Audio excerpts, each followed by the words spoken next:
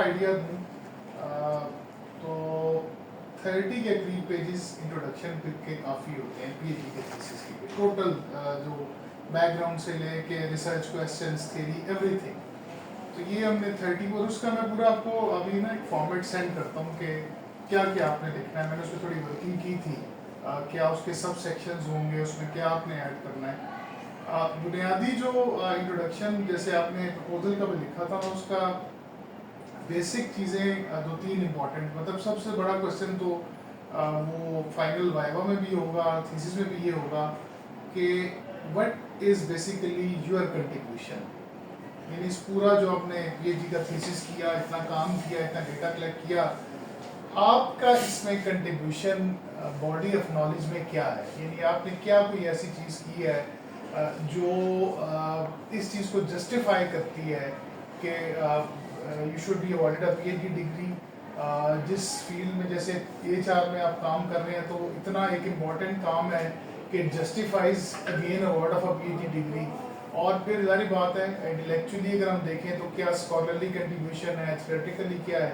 तो एक तो हमने पूरा इसको लिखते हुए, ये क्वेश्चन का हर वक्त लिखते हुए जहन में रहना चाहिए कि मैं जो कुछ भी इसमें मैंने लिखना है ना, मैं इसे ऐसे इस फॉर्मेट में मैं उसकी डायरेक्शन सेट करूं कि वो आंसर कहीं ना कहीं इसमें आ रहा हो। मैं बैकग्राउंड लिखूं तो उस वक्त भी मैं कहूँ कि ठीक है, इस डोमेन के अंदर जो मेरा स्पेसिफिक एरिया है, अभी तक ये रिसर्च हुई है, लेकिन ये एरिया कुछ उसमें मिसिंग है। जिस वक्त मैं गैप एनालिसिस लिखूं उसमें भी स्पेसिफिकली, उसमें तुम खैर बताते ही गैप के बारे में कि क्या क्या चीज़ें मिसिंग थी। जिस वक्त मैं रिसर्च क्वेश्चंस लिखूं उसमें भी ये रिफ्लेक्ट हो रहा हो, ऑब्जेक्टिव्स में भी हो। मतलब overall chapter 1 from A to G इस तरह लिखा जाता है कि पढ़ने वाला उसे हर जगह अंदाज़ा और वैसे ठीक है, दिस इज समथिंग जिसको इन्होंने एड्रेस किया और ये कुछ नया करने जा रहे हैं। वो उसकी वर्डिंग या राइटिंग में सारी, इसीलिए हम रिसर्च क्वेश्चन जो लिखते हैं उसमें यही होता है कि हम रिसर्च क्वेश्चंस को क्यों एड्रेस कर रहे हैं ताकि ये आंसर मिले, ये ऑब्जेक्टिव्स हैं। थ्योरी हम क्यों यूज़ कर रहे हैं ताकि हमें पता चले कि ये इशू कैसे रिजॉल्व होगा। तो ये चैप्टर 1 का इंट्रोडक्शन है। सो इंट्रोडक्शन का जो है ना बेसिक तरीक़ाकार है। होता ये मतलब चाहे पेपर है या थीसिस है, मतलब उनके भी हम लिटरेचर रिव्यू करेंगे वो इससे 3-4 टाइम्स ज़्यादा होगा। इंट्रोडक्शन रिलेटिवली एक छोटा पार्ट होता है, लेकिन आई थिंक जो इम्पोर्टेंस वाइज सबसे इम्पोर्टेंट, मैं जब खुद रिसर्च कर रहा था या जिन लोगों से मैंने, डॉक्टर उस्मान राजा बहुत अच्छे रिसर्चर हैं, बहुत दफ़ा उनसे डिस्कशन हुई तो वो हमेशा एक ही बात कहते थे कि केस को आपने पिच कैसे किया, आइडिया अपना, मतलब कैसे उसे आपने प्रेजेंट किया है। तो वो उन्होंने बड़ी अच्छी एग्जांपल दी थी, शायद मैंने क्लास में भी ये बात की थी कि इंट्रोडक्शन इज जस्ट लाइक जो है ना ड्रामे की पहली किस की तरह होता है। अगर ये इंटरेस्टिंग है तो अगला चैप्टर पढ़ेगा पढ़ने वाला या पेपर पढ़ेगा, अगर ये इंटरेस्टिंग नहीं है तो वो कहते हैं ये बोर है काम। तो इसलिए इसको बड़ा ही एक लिखना पड़ता है टेक्निक से कि इंटरेस्ट भी उसका रहे पढ़ने वाले का, बीच मेरे आर्गूमेंट भी चल रहे हों और इतना बोरिंग ना हो जाए कि पढ़ने वाला ना, क्योंकि जो रिव्यूअर आपके 2 लेवल्स पे थीसिस का रिव्यू होता है। एक फॉरेन रिव्यू जो जब डिग्री थीसिस आपका कंप्लीट होगा इंशाल्लाह तो 2 ये फॉरेन एक्सपर्ट्स के पास पहले जाता है, वो इसे रिव्यू करते हैं और वो फिर ना पूरा इसका थीसिस एक पेज या एक लाइन पढ़ते हैं कहाँ क्या लिखा है। तो बोरिंग होना तो उनके लिए मुश्किल हो जाता है, थोड़ा सा उसे इंटरेस्ट उसमें अपना रखना। तो ये इस पर्सपेक्टिव से इसे थोड़ा सा हमने अब लिखना है। मैं इसका ना एक स्ट्रक्चर आपके लिए मैंने बनाया था, मैं वही कभी देख रहा था।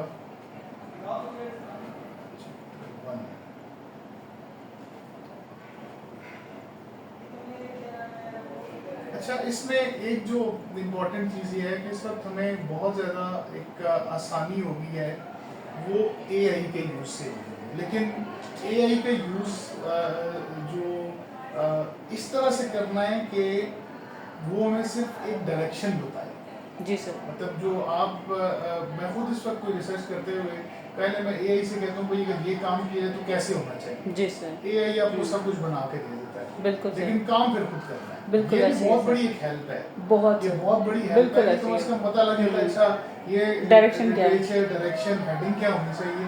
तो उस हवाले से एआई के यूज कोई मसला नहीं है। Yes, लेकिन sir. आपको मैं एक स्ट्रक्चर देता हूँ, Sir, आप got उस it. स्ट्रक्चर में एआई को कहें कि भाई मुझे ये पूरा चैप्टर लिख के दो, Got it, sir. ठीक है, कि कैसे मैं लिखूं, लिटरेचर के बारे में मुझे गाइड करो, पेपर्स कौन कौन से होने चाहिए, जी, कहाँ से sir. मिलेंगे।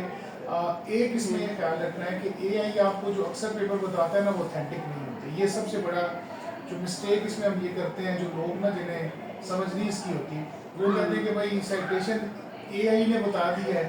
एआई जो है वो तकरीबन 40-50% ना वो झूठ बोलते हैं। जी, जितने सर. भी हैं, जी, वो सर. चीज़ें ऐसी बताते हैं जो होती नहीं है। जी, और सर. ये इतनी बड़ी एक रिसर्च में ना इस वक्त प्रॉब्लम बनी हुई है कि पेपर्स लोग भेज देते हैं और डिपेंडिंग वो लिखा उसी तरह होता है, मिस्टर XYZ, आर्टिकल का नाम भी लिखा हुआ है, पेज नंबर भी लिखा है, हम कहते हैं तो होगा।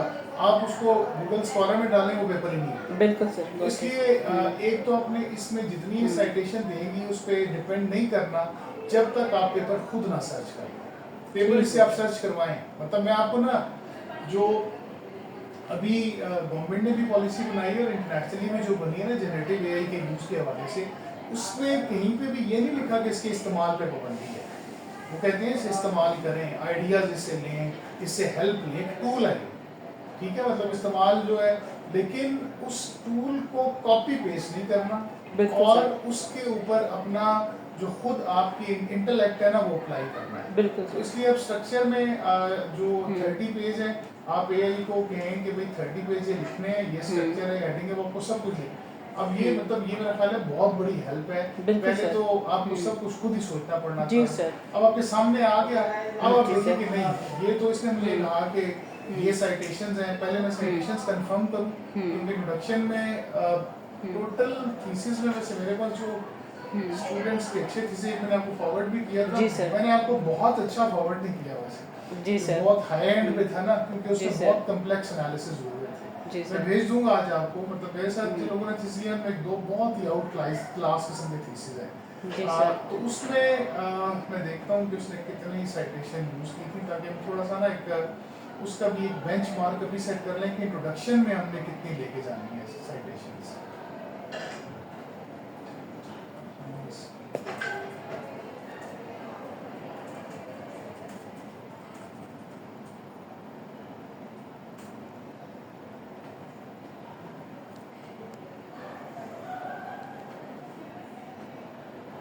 तो ये जो एक परफेक्ट थीसिस जो मेरा ख्याल में अच्छा है बहुत, ये टोटल पेजेस हैं इसके 210, जी sir. Including everything with references and all these things I guess.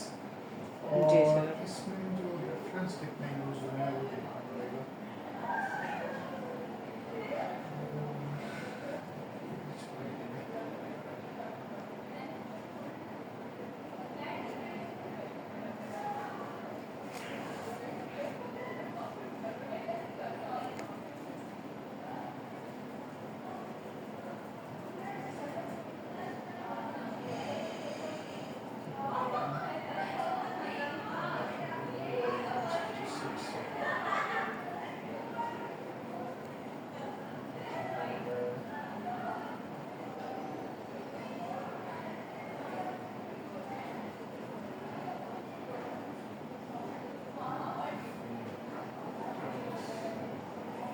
बहुत ज़्यादा यूज़ किए हुए हैं। ये है 30 पेजेस और हर पेज पे 11 है, सो दिस मींस अच्छा. जी सर. 300 समथिंग। आई थिंक आप जो आइडिया ना वो 250 तक का रखें। 300 हो तो बहुत अच्छी बात है ओवरऑल पूरे थीसिस में, क्योंकि मेन तो इस 200 में से अगर 250 रखते हैं तो 200 तो लिटरेचर में आएंगे। प्रोडक्शन में अगर हम देखें तो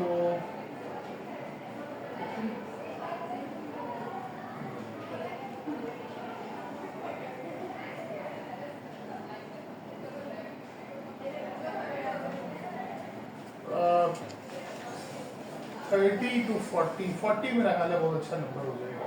अभी जो हम चैप्टर 1 लिख रहे हैं, जी सर. इसमें जहाँ पे हमने बैकग्राउंड लिखना है कि ये स्टडी हो चुकी है पहले, ये लोगों की फाइंडिंग्स थी, रीसेंट स्टडीज, लिटरेचर में जो क्राइटेरिया आई थिंक हमने जब वर्कशॉप से की थी मैंने उसमें भी बताया था कि एक तो जर्नल अच्छा होना चाहिए जिसे हम Q1 जर्नल, Q1 जो है ना ये बेसिकली जर्नल्स को 4 क्वार्टाइल्स में डिवाइड किया जाता है, अगर आपने पढ़ा हो।